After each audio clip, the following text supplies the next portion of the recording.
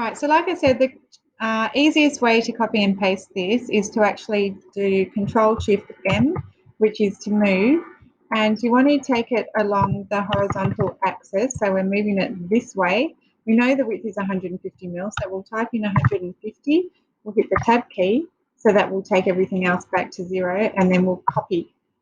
So now we have our line there. We don't have to copy and paste and then try and move it so that it fits 2 millimeter right above the building. It's all in place.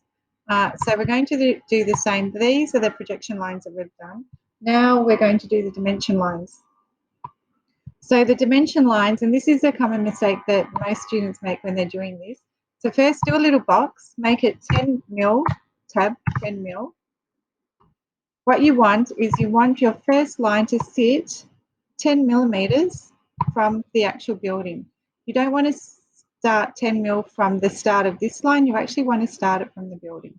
So you're going to get the line segment tool, click on the background. You know that the length is 150, and then we want the line horizontal. So click on 180 for the angle and OK. So we can drag this into place and we'll sit it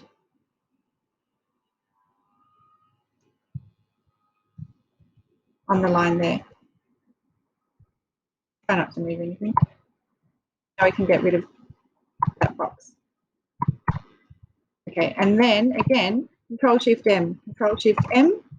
Now we want to move it vertical, so hit Tab, -10. We want to go up 10 millimeters and copy. And then Control-Shift-M and copy again. So if you've done this correctly, you should have 2 millimeters at the top of the projection line that's hanging over the end. If you haven't done it correctly, what you've done is lined up this line with the top, and that's not the way to do it. So make sure it looks like this when you've done it.